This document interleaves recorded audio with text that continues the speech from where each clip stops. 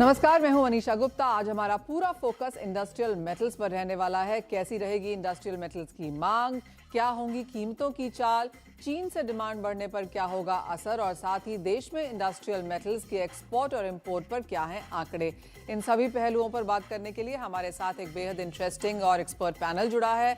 निर्मल बांग कमोडिटीज के कुणाल शाह हमारे साथ हैं, साथ ही केडिया कमोडिटीज के अजय केडिया और एक्सिस सिक्योरिटीज के प्रीतम पटनायक भी हैं हमारे साथ। आप सभी का कार्यक्रम में स्वागत है।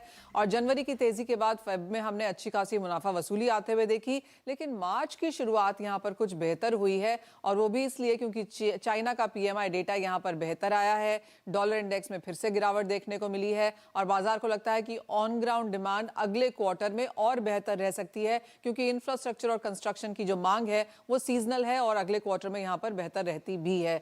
कुणाल, सबसे पहले आपसे ही जानना चाहेंगे और एक एक मेटल यहां पर ले लेते हैं, और सबसे पहले कॉपर की बात करते हैं, क्योंकि ये डॉक्टर कॉपर है और ईवीज में, एनर्जी ट्रांजिशन में इसका बहुत बड़ा हाथ भी होने वाला है। तो जो करंट प्राइसेस हैं, जिस तरह की इन्वेंट्री बिल्डअप हमने शंघाई में आते हुए देखी है, इन सम फंडामेंटल्स के बीच आप कहां देखते हैं कॉपर प्राइसेस? जी, जैसे आपने कहा लॉन्ग टर्म डिमांड प्रोस्पेक्ट सभी मेटल्स के बहुत ब्राइट है, specially because of the EV transition. But short term में मुझे कोई भी मेटल में तेजी नजर नहीं आ रही है। जो सबसे बड़ा फैक्टर है अभी जो मेरे हिसाब से वे करेगा, that is the balance sheet reduction by the western central banks. So every month along with the interest rate hike we are seeing the aggressive balance sheet reduction. तो ये बैलेंस शीट रिडक्शन कितना हो रहा है? सो Europe और US दोनों का अगर मिलाए तो every month 130 billion dollar system में से आउट हो रहा है। So that is not healthy for metals. So ये अगर आप यूएस में इन्फ्लेशन जो देख रहे हैं बढ़ रहा है, यूरोप में भी इन्फ्लेशन हाई है, और उसके चलते हुए सेंट्रल बैंक ने रेट बढ़ा के अपनी बैलेंस शीट को डीलेवरेज करना चालू किया है। ये सब फैक्टर देखते हुए ऐसा लग रहा है कि आने वाले 2 महीने 3 महीने में कोई लंबी रन अप या लंबा तेजी का माहौल नहीं देखने मिलेगा। जब फाइनेंशियल कंडीशन टाइट होती है, जब लिक्विडिटी सिस्टम में से बाहर होती है, ऐसे टाइम पे ग्रोथ, जैसे जैसे आपने राइटली किया, doctor copper, it's not copper. So just because China open up हुआ है 2 महीने से, हमने एक पेंटअप डिमांड आती हुई देखी और मेटल्स ऊपर गए हैं। ये सस्टेन नहीं होने वाला है। कॉपर अराउंड 780 785 ये लेवल्स पे आपको सेलिंग पोजीशन क्रिएट करनी चाहिए। 800 805 के बीच स्टॉप लॉस रखना चाहिए। और नीचे में मुझे लग रहा है नेक्स्ट 2 महीने में 3 महीने में 740 745 के लेवल्स कंजर्वेटिवली आपको देखने मिलने वाले हैं। ऑलराइट, तो मुनाफा वसूली यहाँ पर जारी रह सकती है नियर टर्म के लिए, एटलीस्ट। लॉन्गर टर्म में अभी भी यहाँ पर जो फंडामेंटल्स हैं वो ऑन द पॉजिटिव साइड है। प्रीतम, आप कैसे देखेंगे कॉपर प्राइसेस को? और जैसे अपटिक्स पे बिकवाली की राय यहाँ पर कुणाल की है, आपके क्या लेवल्स और क्या स्ट्रैटेजी होगी? देखिए मनीषा, हाल फिलहाल में हम लोगों ने देखा है मेटल न्यूज को बहुत स्ट्रांगली रिएक्ट कर रहा है। ये फैक्ट है कि इंटरेस्ट रेट हाइक्स होने वाले हैं। कहीं ना कहीं ब्यूगल बज ही रहा है कि रिसेशन आने वाला है यूरोप में, यूएस में। बैलेंस शीट टाइटनिंग जैसे कुणाल ने बोला, वो सब फैक्टर्स एक साइड, और एक्सपेक्टेशन फ्रॉम द मार्केट की चाइना रिकवरी आएगा तो कितना डिमांड बढ़ सकता है वो और एक साइड पे आ जाता है। आप खुद देख लीजिए, कल एक after a long gap PMI का नंबर जो चाइना के वो स्ट्रॉन्ग आए थे, not only for manufacturing, service industry में भी आया था। उनका नेशनल कांग्रेस हाल फिलहाल में आने वाला है, जिसमें मेरा एक्सपेक्टेशन है कि कहीं ना कहीं big bang project, infra project के बारे में डिस्कशन होगा। तो ईवी का तो स्टोरी लाइव है ही है। साथ ही साथ ये फैक्टर्स डिमांड साइड पे डिमांड मेंटेन करते हुए दिख रहा है। सेकेंडली सप्लाई को भी मॉनिटर करना बहुत जरूरी है आज के दिन पे। चिली में आपने देखा था in terms of supply output has dropped. Although last month हम लोगों ने 2 मिलियन टन का फर्स्ट टाइम देखा है कि एक्सेस कैपेसिटी था, but overall for the year हमने देखा है कि डेफिसिट भी चल रहा था मार्केट। करेक्ट। साथ ही साथ पेरू में भी हम लोगों ने देखा है there is disruption in supply. Combine these two countries contribute 37% contribute करता है। सो डिमांड आते हुए फ्रॉम चाइना, कहीं ना कहीं सप्लाई कंस्ट्रेंट के हिसाब से मुझे तो लगता है मीडियम टर्म में कॉपर में तेजी आ सकती है, प्रोवाइडेड द डेटा चाइना से जो आ रहा है रेगुलरली पॉजिटिव बेसिस पे आना चाहिए। करेक्ट। तो मुझे ब्रॉडर रेंज में आप पूछोगे तो मुझे लगता है कि broad range is 742 and on the higher side 820 का लेवल है। Okay. Correct. And then medium term मुझे लगता है in dips we can keep buying, because ये पॉजिटिव न्यूज फ्लो आता ही रहेगा। बाकी उसने बाकी डिस्काउंट कर ही दिया है प्राइसेस में इस सब बाकी न्यूज को। ऑलराइट, सेल ऑन रैलीज या बाय ऑन डिप्स, लेकिन रेंज वहां पर कॉपर की सेम बनती हुई नजर आ रही है। अजय, ये तो बात हुई कॉपर पे, लेकिन अगर हम एल्यूमिनियम और जिंक की बात करें तो यहाँ पर भी अच्छी खासी पिटाई फेब के महीने में हुई थी। जैसे कुणाल ने कहा कि पेंटअप डिमांड एक बार बाजार से निकल गई, डेटा कंसिस्टेंट नहीं आया तो बाजार ने बेचा भी है मेटल्स को, लेकिन मार्च की शुरुआत थोड़ी सी अच्छी हुई है। इन स्तरों पे एल्यूमिनियम और जिंक के साथ आप क्या करना चाहेंगे? डेफिनेटली मुझे अगर हम देखें पूरे बेस मेटल में काफी अच्छी वॉलिटिलिटी हम जनवरी से आते हुए देखे, सबसे ज्यादा होप लगी हुई है चाइना से, बट डेफिनेटली काफी ज्यादा होप रहती है तो वहां पे पेसिमिस्टिक भी दिखाई देता है। जैसे रिसेंटली हमने देखा कि प्राइसेस में अच्छे खासे गेन्स हमने एल्यूमिनियम और जिंक में देखे, बट प्राइसेस सस्टेन नहीं कर पाए, बिकॉज एक तरफ इन्फ्लेशन और रिसेशन का जो फियर है वो प्राइसेस को थोड़ा दबाने की कोशिश जरूर करेगा। बट डेफिनेटली अगर मीडियम टर्म लॉन्ग टर्म देखें तो मुझे लगता है दोनों ही मेटल में काफी अच्छी तेजी कंटिन्यू रह सकती है। अगर हम परफॉर्मेंस की बात करें तो अभी तक जनवरी से अभी तक जिंक के अंदर लगभग 2.5 से 3% के आसपास का हमने गेन आते हुए देखा, एल्यूमिनियम लगभग 1% का रहा। लेकिन यही चीज अगर हम पिछले एक साल की अगर बात करते हैं तो अभी भी कोई बड़ा परफॉर्मेंस दिखाई नहीं दिया है। तो सबसे पहले अगर हम एल्यूमिनियम की बात करते हैं तो ग्लोबल एल्यूमिनियम के जो आउटपुट है वो 3.4% से YoY बढ़ता हुआ दिख रहा है, जो IEA की रिसेंट रिपोर्ट में था। तो मुझे लगता है एक थोड़ा बहुत पुल बैक पॉसिबल है, वापस हम 200-202 के लेवल तक देख पाएंगे, बट जो मेजर चंक है इन्फ्लेशन से या रिसेशन से इकोनॉमी को उभारना है तो कहीं ना कहीं मेटल के कंजम्पशन आगे जाके बढ़ेंगे। तो मुझे लगता है कि Q3 ऑनवर्ड्स मेटल में एक अच्छी खासी रैली अप करेगी। डाउन साइड रेस्ट्रिक्टेड है, 200 तक के आसपास हम एल्यूमिनियम में देख रहे हैं, but higher side it's still open towards 230-240 zone, जो हम Q3 एंड बियॉन्ड में देखेंगे। वहीं अगर जिंक की अगर बात करते हैं तो जिंक के अंदर हमने सप्लाई को लेकर काफी कंसर्न देखे, इन्वेंटरीज को लेकर भी देखा, बट एज ऑफ नाउ जो दिसंबर तक के आंकड़े थे ILZ SG के, वहां पे बताया गया था कि ग्लोबल जिंक मार्केट जो है वो डेफिसिट में था, जिसकी वजह से हमने एक रैली ऑलरेडी देख चुके हैं। टाइमिंग हमने मल्टीपल ऑफ टाइम 255 260 के जोन को अच्छे से सपोर्ट जोन पे आते हुए देख पा रहे हैं। तो मुझे लगता है अगले महीने भर में मार्केट एक रेंज में ही रहेगा, जो डाउन साइड में 255 260 के जोन तक is good to buy. But overall अगर हम Q3 या Q4 या ईयर एंड तक की बात करें तो I am very much bullish for zinc, जो ऊपर में वापस 300 का लेवल ब्रीच करके 315 320 तक के भी लेवल दिखा सकते हो। तो शॉर्ट टर्म में हो सकता है कि जो अभी पॉजिटिव डेटा आ रहा है वो सपोर्ट कर रहा है, डॉलर इंडेक्स में भी फिर से हमने गिरावट आते हुए देख पा रहे हैं, बट ग्रोथ को लेकर थोड़े से कंसर्न्स रहेंगे Q2 में, बट Q3 से डेफिनेटली डिमांड इंप्रूवमेंट होते हुए दिखेगी। ऑलराइट, यानी कि फर्स्ट क्वार्टर के बाद सेकंड क्वार्टर में भी कुछ चिंताएं हैं, थर्ड क्वार्टर में यहाँ पर बढ़त हम फिर से आता हुआ बाजार में देखेंगे। कुणाल, क्लियरली अगर फंडामेंटल्स की बात यहाँ पर की जाए तो बाजार की एक नज़र तो यहाँ पर चीन की तरफ होगी ही, लेकिन दूसरी नज़र हम यहाँ पर रखेंगे यूरोप में, क्योंकि काफ़ी हद तक पिछले साल में एनर्जी क्राइसिस के चलते काफ़ी सारे स्मेल्टर्स वहाँ पर बंद हुए, जिसका बहुत फ़ायदा मेटल्स को आता हुआ नजर आया। क्या यूरोप पर इस बार नज़र है, या आपको लगता है कि पूरा का पूरा फोकस चेंज होकर शिफ्ट होकर चाइना पे आ जाएगा? नहीं, इवन यूरोप में मैं एक्सपेक्ट कर रहा हूँ ये साल बहुत सारे स्मेल्टर्स रीओपन हो गए। You look at the energy prices have dropped quite sharply, significantly. और अगर आप इन्वेंट्री देखेंगे यूरोप में गैस की, it is quite sufficient going forward for next 3 to 5 months।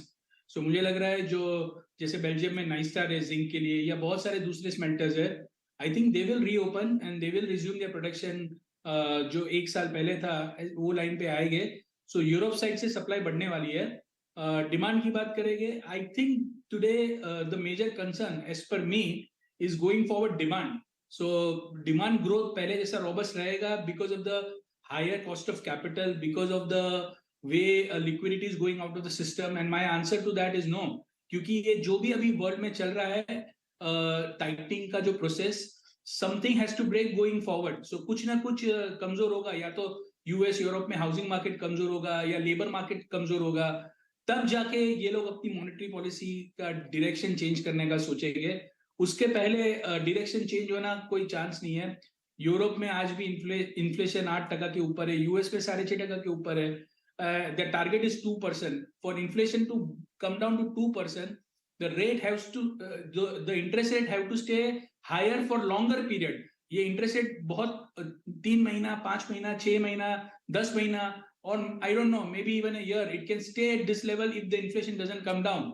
सो ऐसे हालत में कोई भी चीज में लंबी तेजी होने के चांस बहुत कम है, अनटिल एंड अनलेस कोई मेजर सप्लाई साइड इश्यू आ जाए, या ये वॉर एस्केलेट हो जाए, या यूएस रशिया के ऊपर और सैंक्शन लगा दे एल्यूमिनियम के ऊपर या निकल के ऊपर या दूसरी कमोडिटी के ऊपर। सो ऐसे सब होता है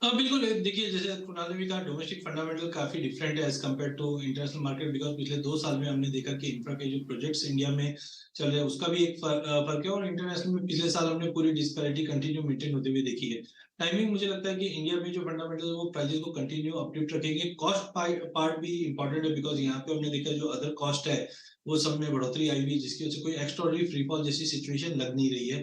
रिसेंटली भी हमने देखा प्राइजेस 46,000 तक जाता हुआ दिखाई दिया, बट सस्टेनेबल नहीं है, क्योंकि कंटिन्यू रुक रुक के डिमांड चल रही है। जबकि इंटरनेशनल मार्केट में थोड़े बहुत हमने डिस्पैरिटी इसलिए भी देखे, जैसे चाइना साइड से अगर हम देखते हैं तो यहाँ पे इन्वेंट्रीज में लेकर कुछ कंसर्न बने हुए, और जिस ढंग से प्रोडक्शन नीड है ये कहीं ना कहीं प्राइजेस को वापस अपसीट लाएगा। वहीं यूएस साइड से भी अगर हम देखें तो यूएस की जो प्रोडक्शन कैपेसिटी यूटिलाइजेशन है वो 75% के आसपास पहुंची हुई है, जबकि इंपोर्ट्स की अगर बात करें जनवरी 2023 में वो मंथ ऑन मंथ इंप्रूव भी हो रहा है। तो दिस टाइप ऑफ डिस्पैरिटी वो कंटिन्यू रहेगी एज ऑफ नाउ, और डोमेस्टिक मार्केट में मुझे लगता है कि रोबस्ट डिमांड कंटिन्यू रहेगी 2023 में। इलेक्शन पीरियड से पहले भी हम देखते हैं कि इंफ्रा पे जो स्पेंडिंग है और ज्यादा बढ़ जाती है, जो पिछले 2 सालों में देखा गया है। तो इन ऑल अगर सम अप करते हैं तो डेफिनेटली डिस्पैरिटी कंटिन्यू रहेगी, जबकि डोमेस्टिक मार्केट में भाव अभी भी काफी स्ट्रांग होते हुए दिखाई दे रहे हैं। जो नेक्स्ट फ्यू वीक्स या मंथ्स की बात करें तो आई थिंक वापस हम 52 तक के लेवल इजीली अचीव कर पाएंगे। ऑलराइट, तो ये एक सेक्टर है जहां पर खरीदारी की राय एक्सपर्ट्स की तरफ से आती हुई तेजी बरकरार है, डिमांड अच्छी खासी होने की उम्मीद है। इंफ्रास्ट्रक्चर कहें या फिर overall supply and demand consumption की भी अगर बात करें तो स्टील यहां पर काफी पॉजिटिव एज अ मेटल नजर आता है। मूव ऑन करते हैं और अब बात यहां पर चांदी की करते हैं, क्योंकि पिछले साल भारत में इंपोर्ट यहां पर हमने रिकॉर्ड नंबर्स पे आता हुआ देखा था। प्रीतम, ये सवाल आपसे है, अगर हम अभी इंडस्ट्री से बात करें तो वो कहते हैं कि पिछले साल का इंपोर्ट है उसका ही 700-800 टन यहाँ पर फिलहाल बचा हुआ है, मांग बहुत ज्यादा मार्केट में नहीं है। पिछले साल हमने एक स्ट्रॉन्ग पेंट अप डिमांड यहाँ पर आते हुए देखी थी, जो ऑलरेडी प्राइसेस में as of now factor in हो चुकी है। जिस तरह से फरवरी में 12-12.5% की मुनाफा वसूली हम देख चुके हैं चांदी में, इन लाइन विद बाकी इंडस्ट्रियल मेटल्स, अब यहाँ से क्या करने की राय है? मार्च के महीने के लिए क्या राय होगी? मार्च के महीने के लिए मैं आपको ये बताता हूँ कि सिल्वर में जैसे मैंने बोला कि जो एक डेवलपिंग स्टोरी थी कि इंटरेस्ट रेट्स कम होने वाले हैं, वो नहीं लग रही इमीडिएटली होने वाले हैं। यदि वो इंक्रीज होगा उसका इम्पैक्ट कहीं ना कहीं नॉट ओनली कैपिटल मार्केट्स पे आएगा, पर बुलियन पे भी दिख ही रहे हैं हमको। एंड आपने यदि नोटिस किया है कि some level of correlation is there between the equity market और सिल्वर के प्राइसेस में चल ही रहा है। मुझे नहीं लगता कि डिमांड इमीडिएटली आएगा, पर ये एक ऐसा कमोडिटी है बुलियन आज के दिन पे कि जिसको आप कंप्लीटली राइट ऑफ नहीं करते, उसका एक फ्लोर प्राइस तो आ ही जाएगा। आप मुझे पूछेंगे तो I think at current strategy buying on dips, but a decent correction around 64,000 and all is a decent level. 63,000 is a decent level to get into. Okay, Ajay, आप क्या रेंज देखते हैं चांदी में और आपकी स्ट्रैटेजी क्या होगी? देखिए, पर्टिकुलर मार्च मंथ की बात करें तो डेफिनेटली हमने जो जनवरी में जो एक रन अप आते हुए देखा, that was in line of expectation. तो फरवरी में जो फॉल आया है वो प्राइजेस को थोड़ा सा कूल ऑफ करने का मौका देता है। तो इंटरनेशनल मार्केट में मुझे लगता है कि 19,500-19,80 का एक स्ट्रॉन्ग सपोर्ट रहेगा। डोमेस्टिक मार्केट पे 60,000 का एक अच्छा खासा सपोर्ट रहेगा। इनिशियली फर्स्ट वीक या अगर हम 8-10 दिन की बात करें तो प्राइजेस कंसोलिडेट करेंगे, बट जिस दिन से डॉलर इंडेक्स में वापस गिरावट चालू हो चुकी है, ये कहीं ना कहीं सिल्वर को वापस सपोर्ट अप करेगा। बट नई रैली के लिए हमें $24.5 का जो इनिशियली हमने हाई देखा था जनवरी में, वो तोड़ना बहुत इंपॉर्टेंट। तो मार्च के लिए मुझे लगता है दायरा जो रहेगा वो 19.5 से लेकर 23-23.5 के आसपास रहेगा। डोमेस्टिक मार्केट पे मुझे लगता है 60,000 से लेकर करीबन 68,500 का एक जोन रहेगा। बट ओवरऑल ईयर एंड में अभी भी मुझे लगता है कि चांदी आउट परफॉर्म करती हुई दिखाई देगी। जिस ढंग से रेशियोज में अगर हम देखते हैं तो काफी ज्यादा अभी भी अट्रैक्टिव लेवल्स पे, जो हमें लगता है कि 85,000 का लेवल तो 90,000 तक का भी लेवल दिखा सकती है, जो इंटरनेशनल में लगभग $34 तक का लेवल रहेगा। ऑलराइट, यानी कि चांदी में अच्छी खासी बढ़त की उम्मीद है। कुणाल, आपको भी लगता है कि बहुत ऊपर जाए चांदी, उससे पहले शायद $20 एक बार तोड़ सकती है? Yeah, it's touch and go. It can break and it won't even last for 1 or 2 days. So near term में जो थीम है कमोडिटी के लिए वो बहुत ल्यूक्रेटिव नहीं है। सो इसमें चांदी भी नीचे जा सकता है, 2-3% की गिरावट और भी आपको चांदी में देखने मिल सकती है। सो मेरा ओपिनियन ऐसा है, $20, $19.5 कोई भी लेवल्स है, एक बार टच एंड गो के लिए नीचे जा सकता है, बट वहां से ज्यादा मंदी 60,000 के आसपास से ज्यादा मंदी नजर नहीं आ रही। ऑलराइट, तो तेजी की राय यहाँ पर हमारे सेकंड सेगमेंट के शो में आती हुई, चाहे फिर वो स्टील है, आयरन ओर है या फिर चांदी है, इन सभी में खरीद के कम करने की एज ऑफ नाउ राय है। नियर टर्म में जैसे कहा गया कि बहुत सारे डेटा है, इकोनॉमिक नंबर्स आने वाले हैं, नॉन फार्म पेरोल डेटा भी है, तो बाजार काफी चीजों पे यहाँ पर नजर रखेगा। लेकिन एक लॉन्ग टर्म स्ट्रैटेजी मार्च के अंत तक हो या इस साल के अंत तक हो, यहाँ पर तेजी आपको काफी सारे मेटल्स में देखने को मिल पाएगी। बहुत शुक्रिया प्रीतम, अजय और कुणाल, आप सभी का साथ में जुड़ने के लिए और उन तमाम इंडस्ट्रियल कमोडिटीज पर हमारी मदद करने के लिए, स्ट्रैटेजीज बनाने में। इसी के साथ मुझे भी दीजिए इजाजत, लेकिन आप बने रहिए CNBC आवाज पर।